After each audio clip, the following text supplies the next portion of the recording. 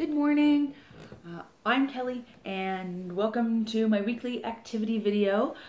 This morning we are going to be making a craft. It's one of my favorite little creatures. It is a butterfly.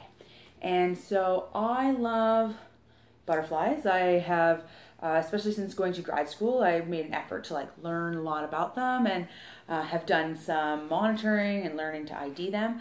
But I still even think crafty, fun ones are just as nice. So I especially love the butterfly as a symbol of Easter because of the amazing transformation that happens from caterpillar to chrysalis to butterfly. And so I think they make just such a wonderful symbol of life and new spring life and resurrection.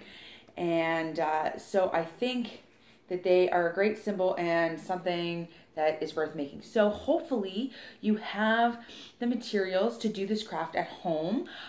If you don't and you live nearby, maybe drop me a comment, and I have lots so I could drop some off to you. And if you live far away, then I guess you're on your own for coming up with supplies, but hopefully this is a good idea for you. So there's a few things that you need. And the first one is coffee filters. So we don't actually use coffee filters at my house. I bought them for crafting purposes. So I have lots and I'm happy to share them if you need some. Pipe cleaners. Alternatively, you could use as a fastener a clothespin. Here's like a little one that's not colored. And then so I used a clothespin instead. So that's an option if you don't have pipe cleaners. But again, I have lots, so I'm happy to drop some off to you if you need them. Markers, so just regular washable markers. As an alternative, if you don't have washable markers in your house, I tried this craft with bingo dabbers and that worked pretty well. So that's another option. And then you need a spray bottle. So if you don't have a spray bottle, you could probably flick water with a paintbrush, or maybe use an eyedropper. You can be creative about this. I don't think the water distribution method is essential, that it has to be a spray bottle. And a tray and a surface that is okay to get a little messy. So there's a few ways that you can make this, but in order to make the one that looks like what I have here, which I really like the size, you're gonna take 2 coffee filters and you're gonna stack them on top of each other. So coffee filters are really thin, so it actually kind of only looks like one, but there's 2 coffee filters there. And what you're gonna do is you're gonna take your washable markers, thin ones, thick ones, doesn't matter. The more vibrant the color, the better, I think. But that's up to you, your own personal choice. So then you're gonna color your coffee filters however you want. So I'm just gonna do a quick one here. I'm gonna make some big polka dots. So there's a big yellow one, couple yellow ones.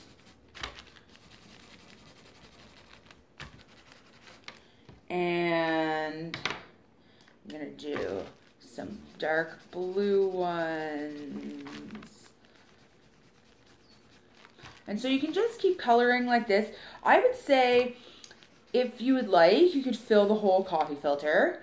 If you don't want to fill the whole coffee filter, I think it would still look good if you left some white spaces, sort of like tie-dye, right? It depends on the look that you're going for. So I think I need it to fill in a little more just so it shows up for you. So I'm gonna make mine some happy polka dots like this. So if you don't have markers or bingo daubers, you could just color your coffee filters. And you can color, but if you're gonna color them with, say, crayons, I wouldn't use colored pencils. Coffee filters are so thin that I think a sharp colored pencil would rip through, and that wouldn't work very well unless you have a very delicate hand. But crayons would work, or chalk, though that could be messy. And then you would just have to color your 2 coffee filters individually, okay? Whereas with this method, you'll see how the color gets transferred. So now we have a nice polka dotted coffee filter. Kind of looks like jelly beans and Easter treats. Okay, so then what you do, I'm just gonna move these out of the way, is set them on your tray. And this is where the magic transformation happens. So in a real butterfly, it's when the butterfly, the caterpillar forms its chrysalis and just disintegrates right into goo and then reforms as a butterfly. But here, it's when we go from coffee filter with distinct pattern to adding some water, and the water's gonna bleed through and the colors are going to distribute. So maybe I'm gonna try and do this while holding it up so you can see if I can get the right angle without giving myself a little morning spritz. So I'm giving a few sprays here, and you can see the color starts to bleed and transfer through. So then there's a bit of a waiting step. You have to let this dry. I did this one last night, a little later than I'd like to admit, and it wasn't dry this morning. I had to use a hair dryer to finish it off in time to make my video, which is an option if you want to speed it up. A hair dryer is a great way to go.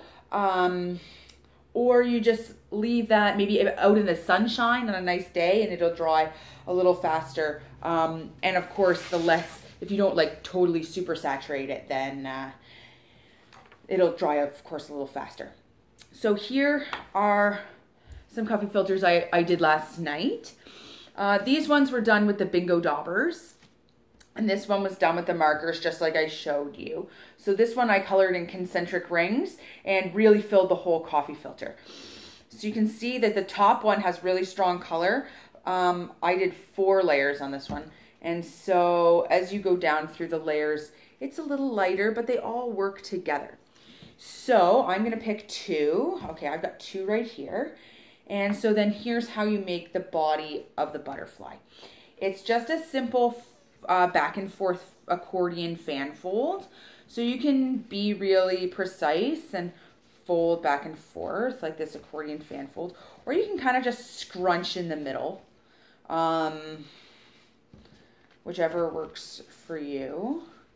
So there's one accordion fan fold, and then here's my other accordion fan fold. So a butterfly, one of the key features of a butterfly is it has 4 wings. It has 2 forewings and 2 hind wings. So our butterflies are going to be the same.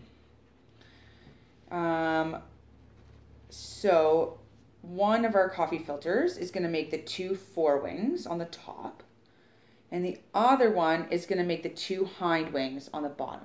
So I've accordion fan folded and I've pinched in the center. And then I've accordion fan folded and I've pinched in the center, and I'm gonna put those 2 pinches together like this.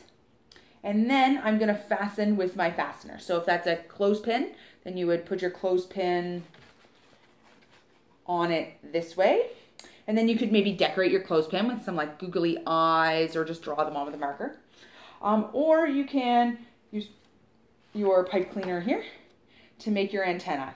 So I'm gonna wrap my